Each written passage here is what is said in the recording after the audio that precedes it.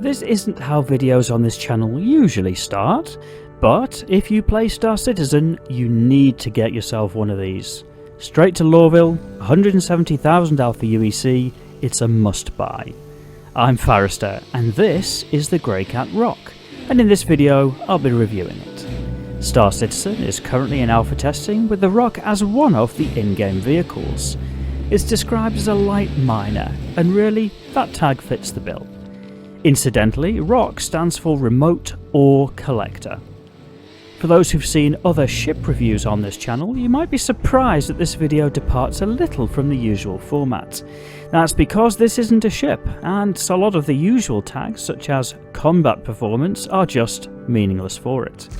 Instead, I've split into a slightly tweaked 5 sections, starting with a tour and aesthetics, discussing some of the quirks, looking at the handling and visibility, reviewing the operating costs and profits, before finally summarising with the verdict, or in this case, sharing why you should buy the ROC.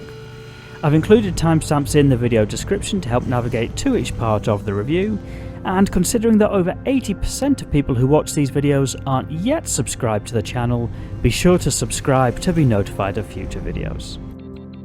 Part 1. The Tour and Aesthetics. And, from the outside, the ROC has an incredibly rugged look to it. At the back there is access to the small cargo bay of 0.8 SCUs of storage. That will allow you to fiddle around with the cargo that's within there, as well as load additional cargo into your own equipment if needs be. You can also close the cargo bay once you are done. On the right hand or starboard side is the mining laser, which is deployable, and entrance into the ROC is right at the front. A small ramp comes down, you hop in, and the windshield comes down with the 2 little screens coming across. There are a few interactable buttons in the cockpit which will handle the usual features in terms of powering on, opening or unlocking the doors, opening the cargo bay, or hopping out of the ROC. Part 2. The Quirks. And there are a lot of quirks for the ROC, whether you'd call them bugs, annoyances, or just little things to be aware of.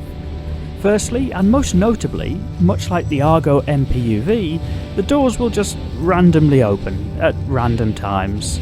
You could be driving along or mining away, and the doors will open. Secondly, the ROC slips and slides a lot when mining.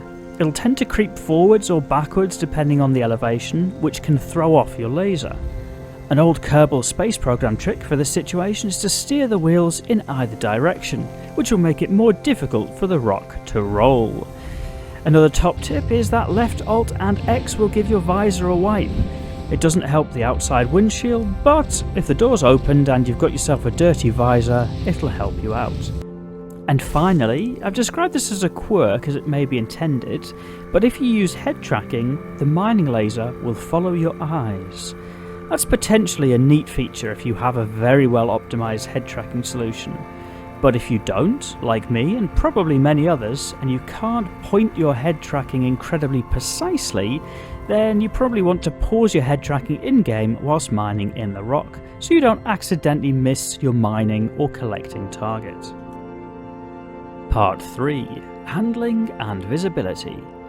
Generally speaking, visibility from within the ROC is good.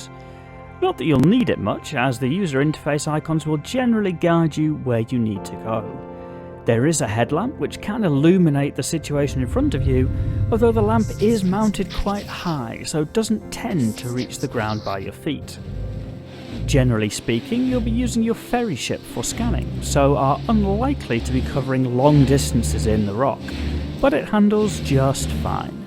It's a little like a moon rover, and the suspension is fairly forgiving, so you can put a fair amount of power behind it if you need to move fast. The ROC does have a crude scanner on board, so is capable of going out solo.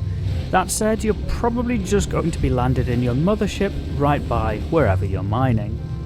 One thing to be careful of, particularly when loading the ROC onto your ship, is that there's a long travel time on the steering. That impacts the turning circle of the ROC, so you'll want to be conscious of the current position of the wheels before taking manoeuvres, especially if getting into a tight spot such as a ship hangar. Part 4. Operating costs and profits. The only real outlay for the ROC is the initial purchase and the costs of ferrying it around, which will depend on what ship you're using. Lore of the West Gaming has a good video on what ships can transport a ROC, which I've linked. But if you don't own a ship that can transport a ROC, a Cutlass Black rental is about 20k Alpha UEC from Loreville, and a single mining trip will more than cover that cost. In terms of what you can make with the ROC, I've seen some runs up to 300k.